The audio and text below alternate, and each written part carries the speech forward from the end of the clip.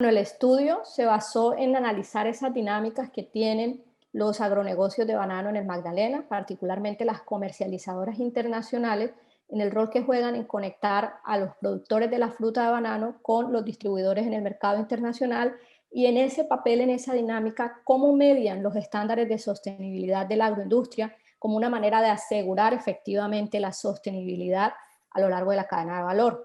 El estudio se llevó a cabo en un par de años, revisamos pues diferentes fuentes secundarias, fuentes primarias, con entrevistas a diferentes actores,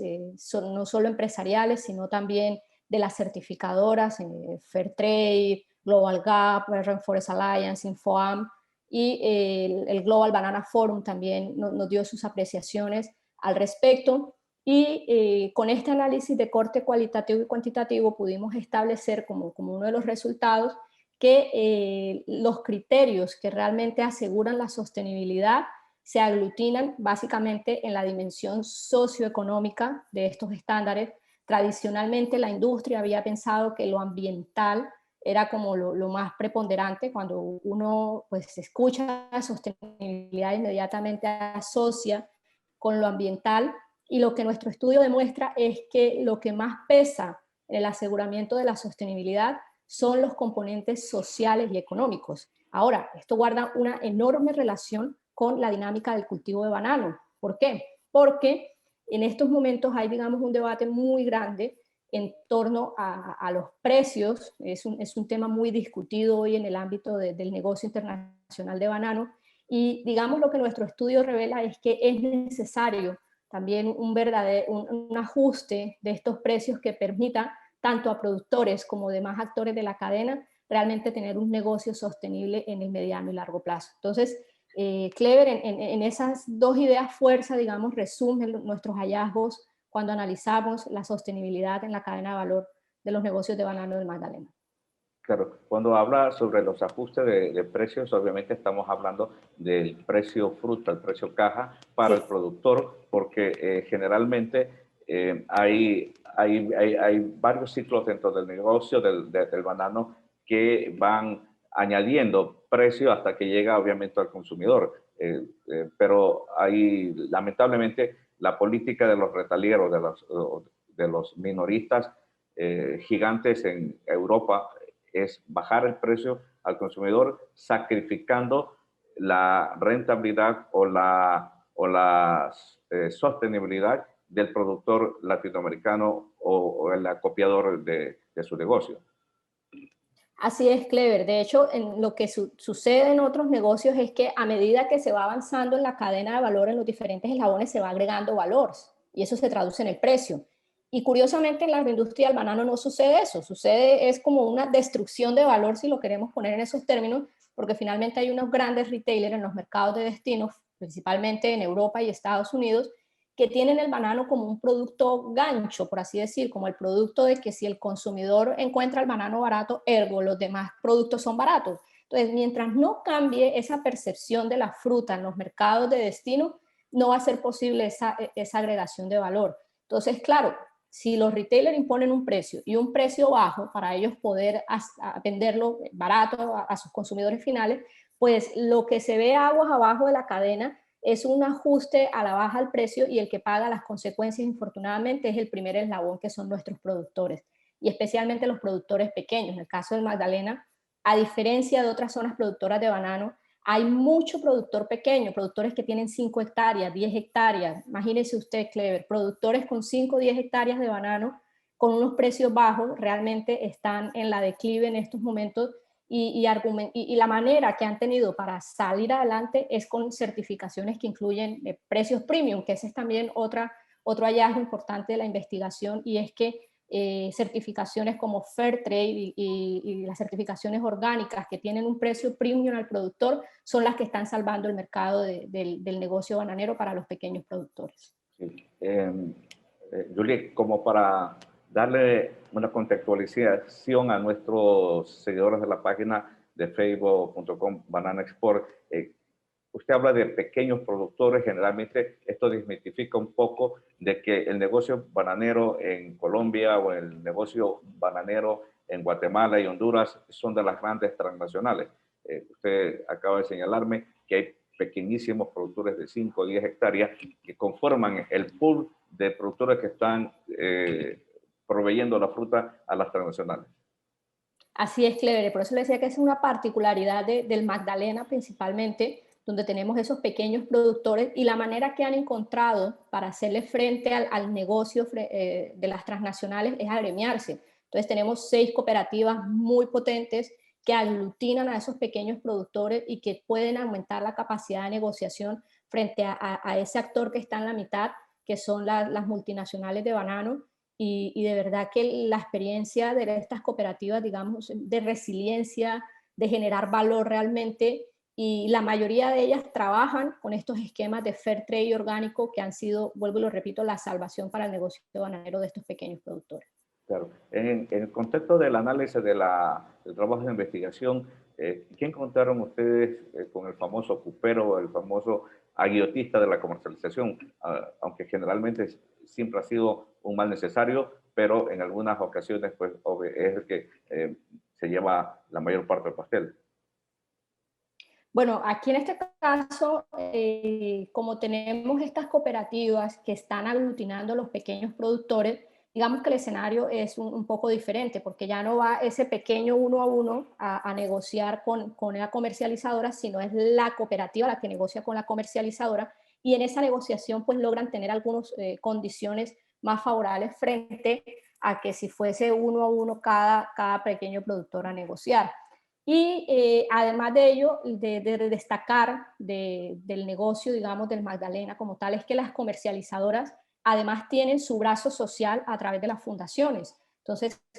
cada una de estas comercializadoras tiene su fundación que trabajan en programas sociales, en programas educativos, de mejoramiento de vivienda de los trabajadores, de mejoramiento de las condiciones de los municipios productores. Entonces, digamos que esa es también una particularidad de nuestro sector bananero en el Magdalena, porque no se ve esa figura del agiotista que usted me menciona, todo lo contrario, las cooperativas ven en esas comercializadoras un aliado para poder salir adelante en su negocio,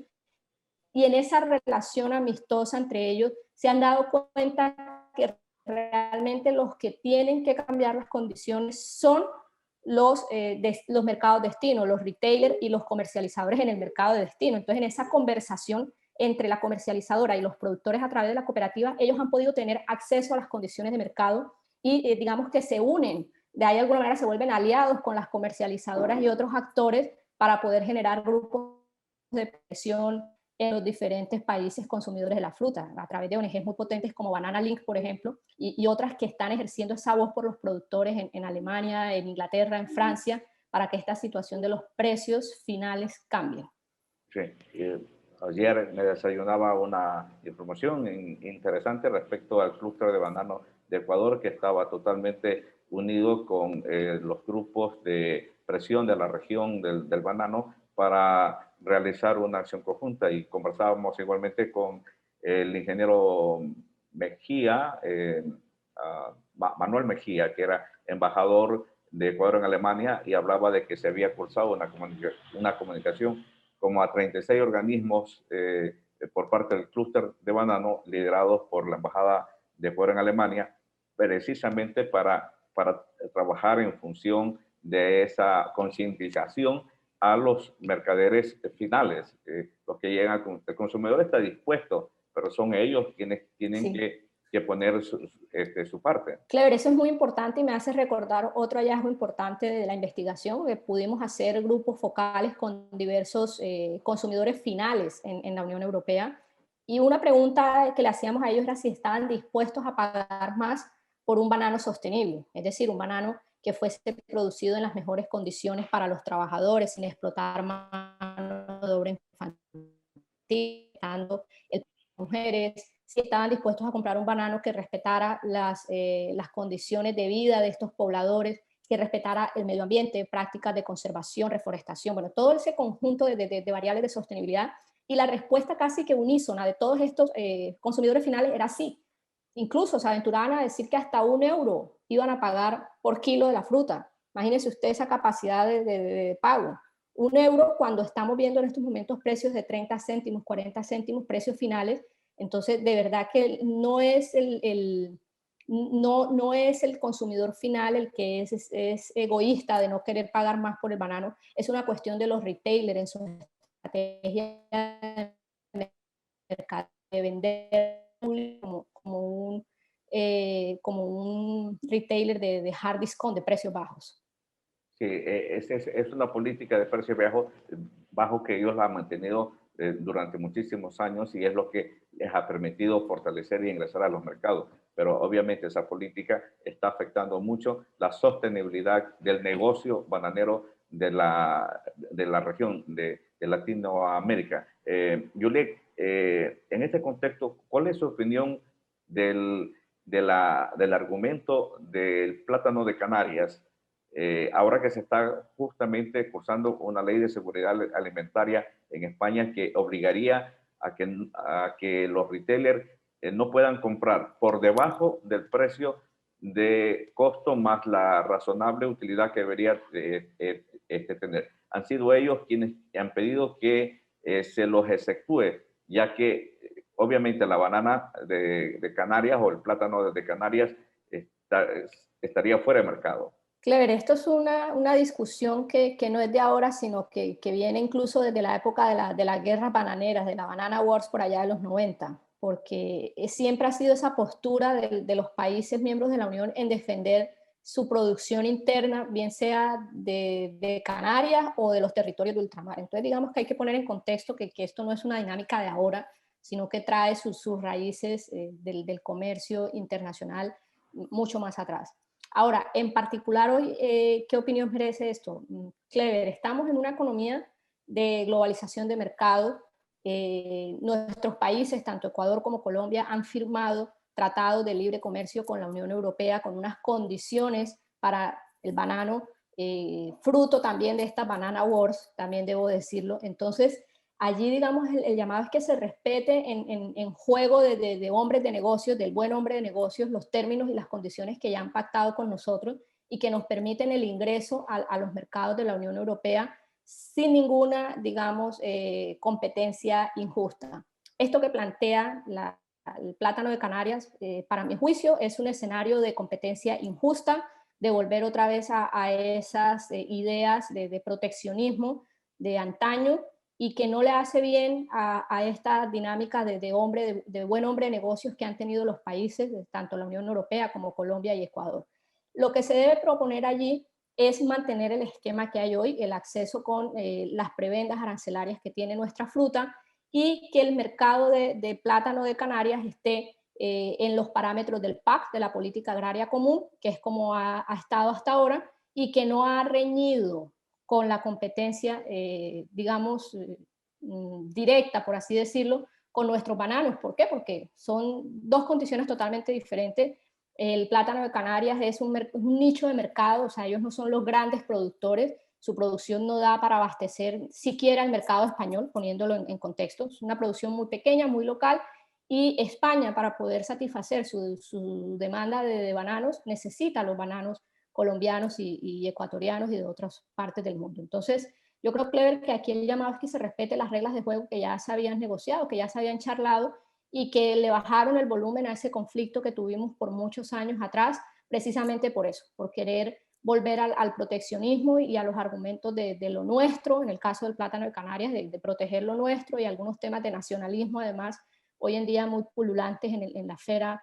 global. Entonces, Clever, que se respeten las condiciones y que sigamos manteniendo lo ya negociado. Claro, y Juliet, de alguna manera las condiciones de protección siguen porque el PAC les asigna cada año algo así como 280 millones de euros que se los reparten entre el plátano de Canarias y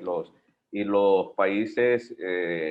miembros de la Unión Europea, que está allí en las islas de Guadalupe, Martinica y otras, Martinica. es decir, las que tiene Francia. Pero bueno, el escenario real y de lo que he conversado con dos miembros del Plátano de Canarias es que ahora los quieren desbancar, ya no los dejarían fuera del PAC